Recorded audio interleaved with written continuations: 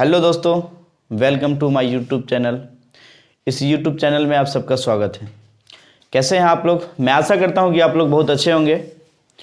और आज का जो विषय है, मतलब आज का जो सब्जेक्ट है, उन बच्चे के लिए है जिनको लगता है कि डू, डज और डिड में प्रॉब्लम हो रहा है उनको। हाँ, सही सुन रहे हैं आप लोग। ग्रामर का सबसे मोस्ट इंपॉर्टेंट अगर कॉन्स्टिट्यूएंट पार्टिकल्स है तो वो कन्फ्यूजन का सबसे मेन इंपॉर्टेंट पार्टिकल्स है। डू, डज और डिड का प्रयोग हम लोग आज करना पूर्ण रूप से सीखेंगे। यदि आपको लग रहा है कि ये आपका भी प्रॉब्लम है तो ये वीडियो सिर्फ आपके लिए है। तो देखते हैं कि आज जो है डू, डज और डिड का प्रयोग कैसे किया जाता है और किस प्रकार से हम लोग करेंगे। और सिर्फ जो बच्चे एग्जाम के व्यू से हैं, जैसे मान लीजिए कि 12th में जो भी बच्चे इस बार अपेयर होंगे, कुछ बच्चे का कंपटीशन का एग्जाम है, कुछ बच्चे का गवर्नमेंट जॉब का एग्जाम है, तो इस प्रकार से तमाम एग्जामों के लिए स्पेशल डू, डज और डिड का प्रयोग हम लोग करना सीखेंगे। इसको क्या कहते हैं, इसको किसके अंतर्गत रखा जाता है, उसको कितने बड़े भागों में बांटा जाता है, इस पर हम लोग विशेष अध्ययन करेंगे। चलिए तो देखते हैं, वीडियो के स्टार्ट करते हैं।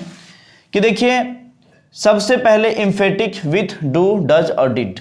देखिए दोस्तों, एम्फेटिक का मतलब होता है जोरदार, एम्फेटिक का मतलब होता है जोरदार। उससे भी पहले हम लोग बात करना चाहेंगे कि डू, डज और डिड का प्रयोग, डू और डज का प्रयोग सिंपल प्रेजेंट में किया जाता है दोस्तों। सिंपल प्रेजेंट में किया जाता है डू और डज का प्रयोग, और डिड का प्रयोग सिंपल पास्ट में किया जाता है।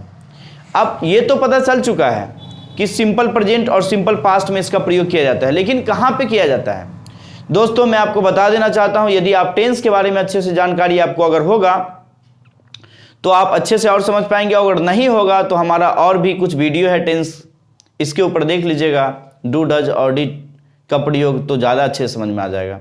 तो सिंपल प्रेजेंट जो है, जैसे मान लीजिए कि सिंपल प्रेजेंट में भी, जैसे मान लीजिए कि एक सिंपल क्वेश्चन होता है, असर्टिव क्वेश्चन कहलाता है, इंट्रोगेटिव कहलाता है, नेगेटिव कहलाता है, अफर्मेटिव कहलाता है। इस प्रकार से तमाम सेंटेंस को लिखा जाता है। तो दोस्तों, सिंपल प्रेजेंट में जो होता है डू और डज का प्रयोग कहां किया जाता है? तो देखिए, सिंपल प्रेजेंट में जब नेगेटिव हो और इंट्रोगेटिव हो, नेगेटिव हो और इंट्रोगेटिव हो तो डू और डज का प्रयोग किया जाता है।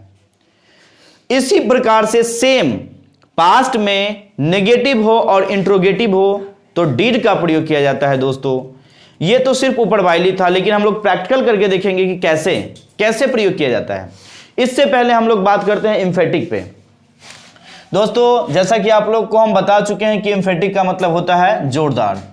विथ डू, डज और डिड, मतलब डू, डज और डिड के ऊपर हम लोग बात करने वाले हैं।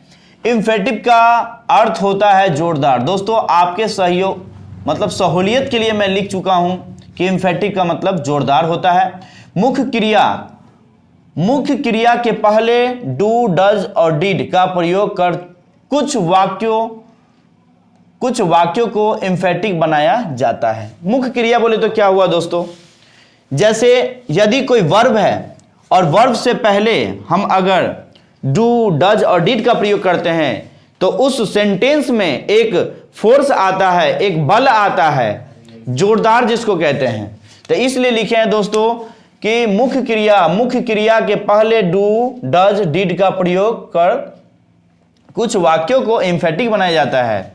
जैसे में यदि सिंपल प्रेजेंट में हो तो डू, डज का प्रयोग करें, और यदि प्रयुक्त सिंपल पास्ट में हो तो डिड का प्रयोग करेंगे। इससे पहले मैं दोस्तों बता चुका हूं कि यदि प्रेजेंट में होता है, सिंपल प्रेजेंट में होता है तो डू और डज का प्रयोग किया जाता है। सिंपल पास्ट में होता है तो सिर्फ और सिर्फ डिड का प्रयोग किया जाता है। इसी चीजों को मैं ये लिख दिया हूं।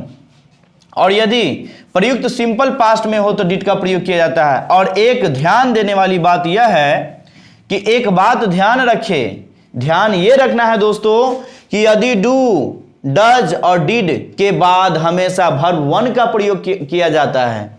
दोस्तों, वर्ब वन बोले तो क्या? जैसे मान लीजिए कि डू के बाद आप चाहे तो वर्ब वन, जैसे ईएटी, ईट मतलब खाना, इसी प्रकार से SPEAK स्पीक मतलब बोलना। इस प्रकार से ये वर्ब वन है, इसका तो हम चाहे तो ईट, एट होता है, एटी, वर्ब टू हो जाता है ईटेन, eaten। तो इस प्रकार से डू, डिड, डू, डज और डिड के बाद कभी भी हम वर्ब 1 का ही प्रयोग करेंगे। अगर वर्ब 3 का, वर्ब 2 का, वर्ब 5 का अगर प्रयोग करेंगे तो आपका सेंटेंस ऑल रॉन्ग हो जाएगा। तो इसलिए हम लोग बात करते हैं कि एक बात ध्यान रखें कि डू, डज, डिड के बाद हमेशा वर्ब 1 का प्रयोग किया जाता है। अभी हम लोग, अब ये तो सिर्फ और सिर्फ थ्योरी था दोस्तों, अब हम लोग प्रैक्टिकल में आते हैं। प्रैक्टिकल में कैसे किया जाता है? अब जैसे मान लीजिए कि एक है non emphatic, non emphatic act है इम्फेटिक। हम आपको बता दिए हैं दोस्तों कि इम्फेटिक का मतलब होता है जोरदार। जोरदार का मतलब होता है कि किसी भी चीजों को जब पूर्ण रूप से अगर ताकत लगा करके किया जाता है तो उसको जोरदार कहते हैं। तो इम्फेटिक का मतलब जोरदार, और नन इम्फेटिक मतलब जोरदार नहीं होता है। मतलब नॉर्मल भावों में किसी भी चीजों को जब हम और आप कैसे बात करते हैं कि मैं जानता हूं कि आप कौन हैं, ये नॉर्मल भाव हुआ, इसको हम नन इम्फेटिक कहते हैं। लेकिन इसी में अगर हम बोलें कि मैं जानता ही हूं कि तुम कौन हो, तो ये आपका इम्फेटिक हो जाएगा। मतलब वही बात है लेकिन उसमें थोड़ा सा प्रेशर दे दिया गया है, उसमें पूर्ण रूप से आपको बिलीव है, इसलिए आप ऐसे बातें कर रहे हैं। जैसे एग्जाम्पल में आई नो हर, मैं उसे जानता हूं। इसी प्रकार से आई डू नो हर, इसमें देखिए दोस्तों, इसमें डू लग गया है। किससे पहले? वर्ब से पहले। वर्ब 1 है ये, वर्ब 1 से पहले डू लगा है। आई डू नो हर, मैं उसे जानता ही हूं, मतलब प्रेशर ज्यादा दिया जा रहा है। वी हेल्प यू, हम तुम्हें मदद करते हैं, या हम आपको, या हम लोग आपको मदद करते हैं। और वी डू हेल्प यू, हम लोग आपको मदद ही करते हैं। इस प्रकार से जब किसी भी चीजों में प्रेशर दिया जाता है तो डू का प्रयोग करते हैं दोस्तों। जैसे आई वेंट देयर, मैं वहां गया था। अब देखिए दोस्तों, ये सिंपल पास्ट में जाता था, जाती थी, है कि नहीं? अब देखिए दोस्तों, आई वेंट देयर, मैं वहां जाता था। अब देखिए आई डिड गो देयर, मैं वहां ही जाता था। क्यों, ऐसा क्यों हुआ? क्योंकि इसमें अब देखिए यहां पे वर्ब 1 है, उससे पहले डिड का प्रयोग किया गया है। दोस्तों पहले बता चुका हूं कि कभी भी डिड के बाद या डू के बाद या डज के बाद वर्ब 1 का ही प्रयोग किया जाता है।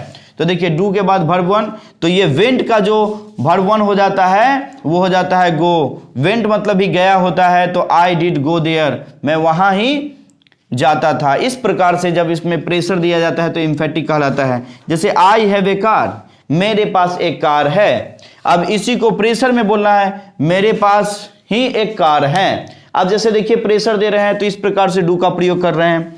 सी हैड ए काउ, है कि नहीं? उसके पास एक गाय था, है कि नहीं?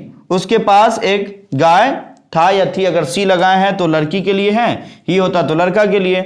उसके पास एक गाय थी, इस प्रकार से भी बोल सकते हैं। सी डिड हैव ए काउ। अब देखिए दोस्तों, इसमें हैव जो है वो वर्ब 1 का काम कर रहा है। इस प्रकार से जब हम नन इम्फेटिक का बात करते हैं तो उसमें नॉर्मल प्रेशर होता है, इम्फेटिक का बात करते हैं तो उसमें प्रेशराइज कर दिया जाता है।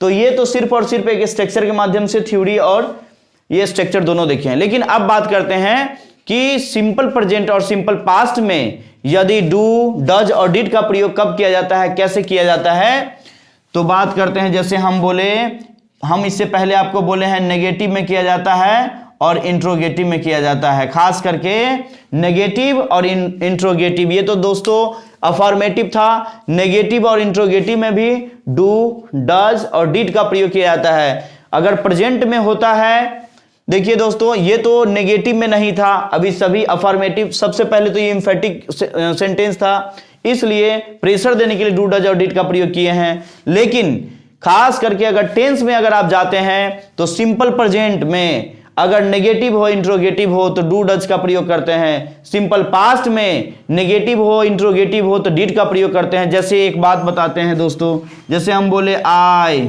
डू नॉट गो, इस प्रकार से देखिए दोस्तों, आई डू नॉट गो, इसका मतलब क्या होता है?